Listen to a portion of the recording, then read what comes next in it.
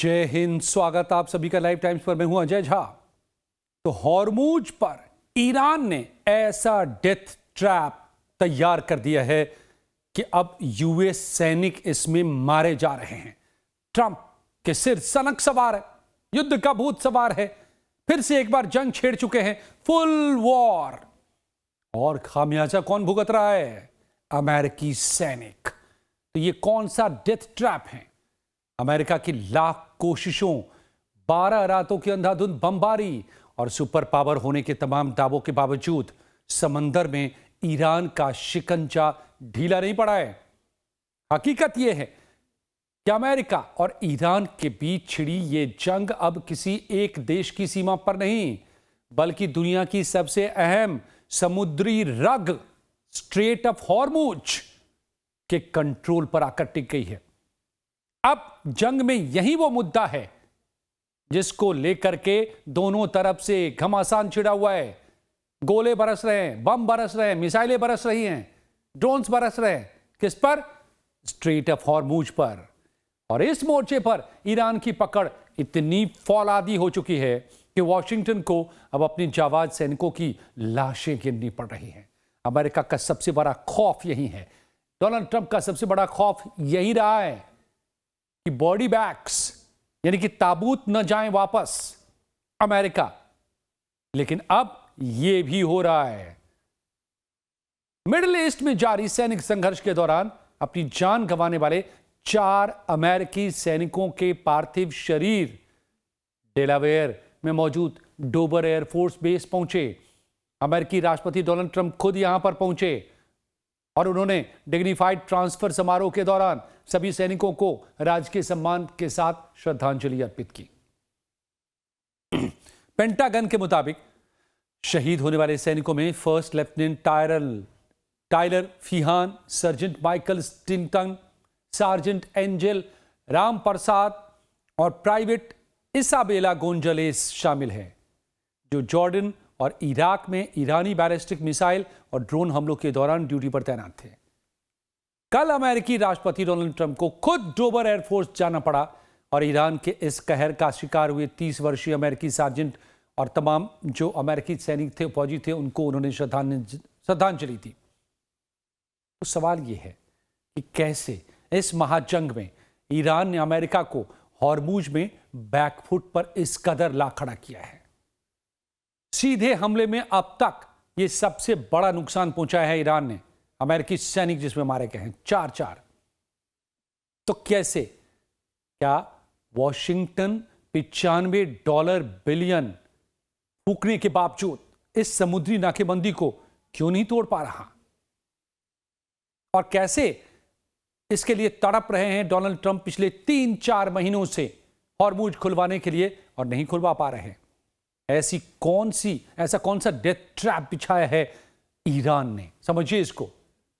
लेकिन उससे पहले एक गुजारिश भी कर लूं, अब तक चैनल को अगर आपने सब्सक्राइब नहीं किया तो प्लीज सब्सक्राइब कर लें। वीडियो पसंद आए तो एक लाइक और शेयर जरूर कीजिएगा दोस्तों, इससे हमें मदद मिलती है। तो सबसे पहले समझिए समंदर का वो गणित जहां पर अमेरिका लाचार नजर आ रहा है। ट्रंप इस ट्रैप में फंस चुके हैं। अगर वो हॉर्मूज ईरान के हाथों छोड़कर चले जाते हैं तो पूरी दुनिया में किरकिरी होगी। पूरी दुनिया हंसेगी कि चले थे ईरान को खत्म करने, उल्टा हॉर्मूज गवाकर आ गए। इस वजह से वो हॉर्मूज छोड़ नहीं पा रहे और ईरान ने साफ कर दिया है कि हॉर्मूज पर कंट्रोल अब ईरान का ही रहेगा। IRGC ने खूंटा ठोक दिया है कि अब हॉर्मूज ईरान का है और इसी फांस में फंसे हुए हैं डोनाल्ड ट्रंप।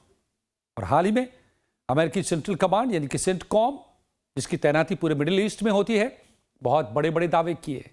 कहा कि उन्होंने ईरान की समुद्री नाकेबंदी को तोड़ने के लिए 9 व्यापारिक जहाजों का रास्ता बदला, एक ईरानी जहाज को न्यूट्रलाइज कर दिया। अमेरिका ने दुनिया को यह दिखाने की कोशिश की कि समंदर पर उसका राज है। लेकिन क्या वाकई ऐसा है? अगर ऐसा होता दोस्तों तो ये जंग कब के खत्म हो चुकी होती। दोबारा 12 दिनों से बमबारी नहीं कर रहे होते डोनाल्ड ट्रंप ईरान के ऊपर। सारी खिसियाहट, सारी खींच, सारी तड़प अब हॉर्मूज को लेकर के है। तो क्या समंदर पर अमेरिका का राज है? बिल्कुल नहीं। शिपिंग इंडस्ट्री के ग्राउंड सूत्र और ग्लोबल मेरीटाइम डेटा बताते हैं कि हकीकत खौफनाक है। क्या है हकीकत? इस वक्त हॉर्मुज स्ट्रेट से एक भी जहाज नहीं गुजर पा रहा है। ईरान ने पूरी तरह से इस संकरे समुद्री रास्ते को सील कर दिया है। सोचिए, दुनिया का 20% कच्चा तेल इसी रास्ते से गुजरता है और ईरान ने अपने तटों पर एंटी शिप मिसाइलों, सुइसाइड ड्रोन्स और माइंस का ऐसा जाल बिछा रखा है कि अमेरिका के सबसे मॉडर्न एयरक्राफ्ट कैरियर्स भी पास फटक नहीं पा रहे।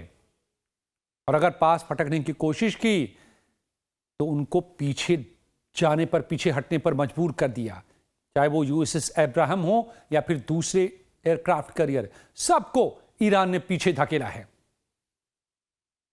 सेंटकॉम जिस एक जहाज को गिराने का जश्न मना रहा है, उसके जवाब में ईरान ने पूरे दुनिया के तेल व्यापार की गर्दन को फिर से दबोच दिया है, फिर से ठप है। आपको बताया मैंने मेरी टाइम का डेटा क्या बता रहा है। फिर से एक बार हॉर्मुज पूरी तरह से ठप है। जब समंदर में ईरान की पकड़ मजबूत हुई तो अमेरिका को इसकी कीमत अब खून से चुकानी पड़ रही है। अमेरिका के लिए गम और गुस्से से भरा यह दिन था। राष्ट्रपति डोनाल्ड ट्रंप उत्तर कैरोलिना के 30 साल के सर्जेंट माइकल इमैनुअल क्लिंटन के पार्थिव शरीर को लेने खुद बेस पर भी पहुंचे। स्विंटन खाड़ी में जारी इस जंग में वो शहीद हुए। ताबूत पर अमेरिकी झंडा लिपटा था। ट्रंप का चेहरा बता रहा था कि अमेरिका किस कदर से दबाव में है। ट्रंप ने वहां खड़े होकर कहा कि सैनिकों की शहादत बेकार नहीं जाएगी और ईरान को परमाणु हथियार नहीं बनाने देंगे। लेकिन सवाल है कि कब तक आप यहां लड़ सकते हैं, क्योंकि आपके हथियारों का जखीरा तो खत्म हो रहा है। आपके मिसाइल इंटरसेप्टर्स खत्म हो रहे हैं। आप नई नई फैक्ट्रियां अमेरिका में बिठा रहे हैं इन इंटरसेप्टर्स को बनाने के लिए, लेकिन उसमें वक्त लगेगा। तो कब तक आप ईरान को रोक पाएंगे? क्या आप सालों की यहां पर जंग लड़ेंगे? अमेरिका में अब आम जनता पूछ रही है कि जब हॉर्मुज खुल नहीं रहा, जब तेल के दाम आसमान छू रहे हैं, तो अमेरिकी सैनिक दूसरों की जंग में अपनी जान क्यों गंवा रहे?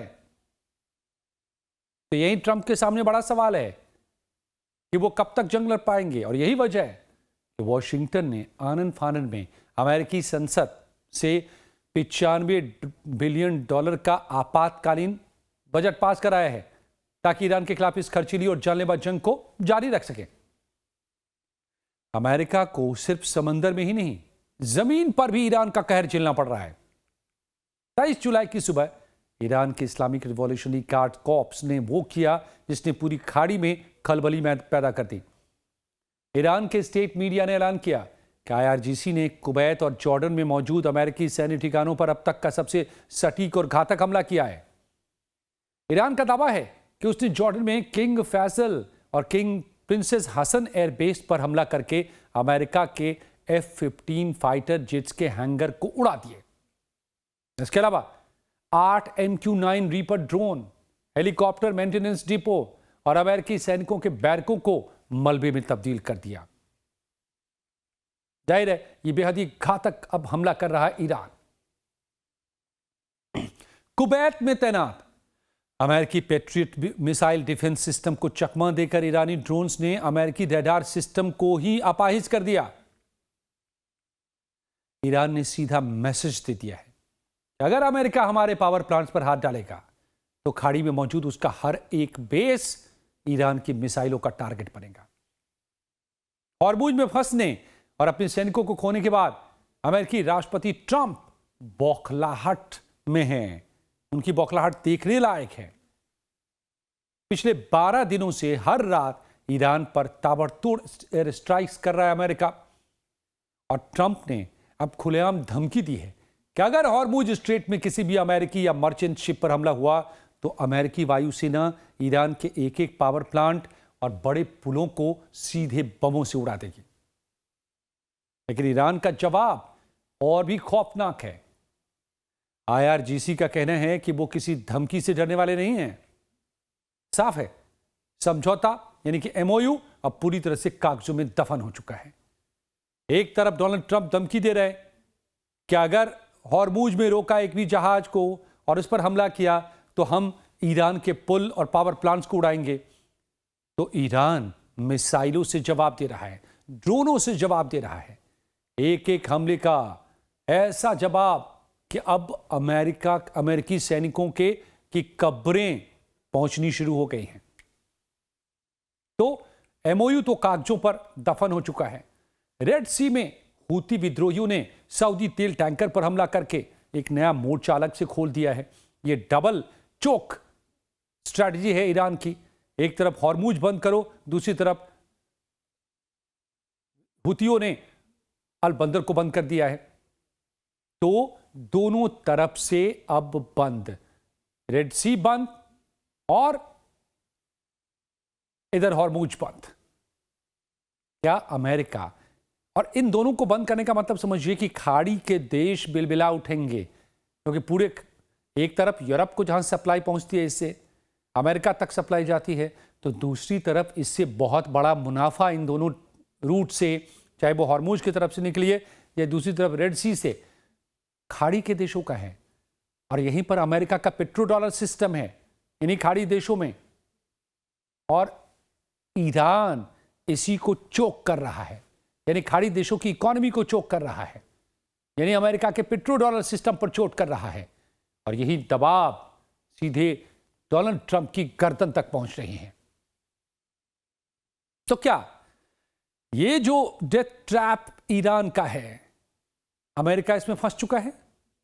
जी हां दोस्तों, आज की सच्चाई यही है और सबसे बड़ी और कड़वी सच्चाई यह है। क्या है?